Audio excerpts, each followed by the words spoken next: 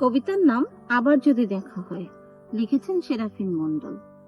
আবার যদি কখনো দেখা হয়, বলবো না তুমি আমায় ভালোবাসো, বলবো না সেই ঝাউতলায় এসো, বলবো না শব্দ করো না এই নৈশব্দে, বলবো না তাল গাছের ডিঙিতে চলে যায় খোরশেমারির বিলে, লাল শাপলার ছিল কিংবা কচুরি ফুলের দহে, যেখানে সময় খেই হারিয়ে ফেলে, দিনের আলো কেটে রাত আসে না।